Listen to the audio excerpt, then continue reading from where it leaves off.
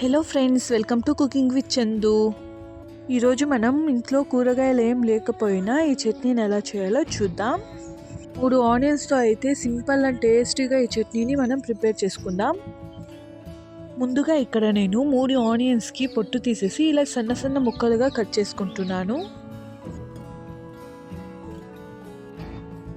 ఈ చట్నీ రైస్లోకి, దోశ, చపాతీ, పూరీలోకి అన్నిటిలోకి చాలా బాగుంటుంది. ఒక్కసారి ఇలా ట్రై చేసి చూడండి. ఇలా ఆనియన్స్ అన్ని సన్న సన్నగా కట్ చేసుకున్న తర్వాత స్టవ్ మీద ప్యాన్ పెట్టి ప్యాన్లోకి కొంచెంగా ఆయిల్ వేసుకోవాలి. ఆయిల్ వేసుకున్న తర్వాత అందులోకి మనం కట్ చేసి పెట్టుకున్న ఆనియన్స్ని వేసుకొని ఫ్రై చేసుకోవాలి. ఆనియన్స్ లైట్గా గోల్డెన్ బ్రౌన్ కలర్ వచ్చేంత వరకు మనం ఫ్రై చేసుకోవాలి. ఆనియన్స్ లైట్గా గోల్డెన్ బ్రౌన్ కలర్ వచ్చిన తర్వాత మనం 10-15 వెల్లుల్లి రెబ్బలని తీసుకొని వేసుకోవాలి. ఆనియన్ మరియు వెల్లుల్లి బాగా ఫ్రై అయిన తర్వాత ఒక ప్లేట్లోకి తీసేసుకోండి. ఆ తర్వాత అదే ప్యాన్లోకి కొంచెం ఆయిల్ వేసుకొని మీ కారానికి తగినన్ని ఎండుమిర్చిని వేసుకొని ఫ్రై చేసుకోండి. ఎండుమిర్చి ఫ్రై అయిన తర్వాత ఉల్లిపాయలు వేసుకున్న ప్లేట్లోకి తీసుకొని చల్లారనివ్వండి.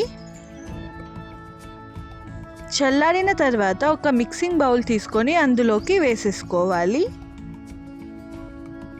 ఇప్పుడు ఫైన్గా పేస్ట్ లాగా చేసుకోండి. ఇలా ఫైన్గా పేస్ట్ లాగా చేసుకున్న తర్వాత ఒక ప్యాన్ తీసుకొని అందులోకి కొంచెం ఆయిల్ వేసుకోండి.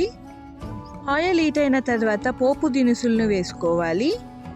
అలాగే కరివేపాకు వేసుకొని తాలింపుని బాగా ఫ్రై చేసుకోండి.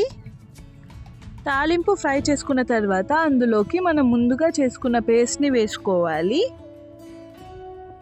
ఇలా వేసుకున్న తర్వాత తాలింపు మొత్తం కలిసేలా ఒకసారి చట్నీని అంతా కలుపుకోండి.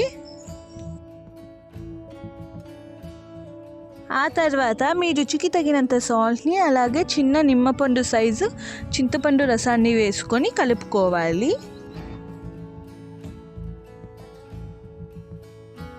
మొత్తం అంతా కలుపుకొని 1 నిమిషం పాటు ఫ్రై చేసుకోండి.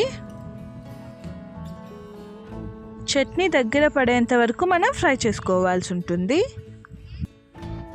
అంతేనండి, ఎంతో టేస్టీగా ఉండే చట్నీ రైస్లోకి రెడీ.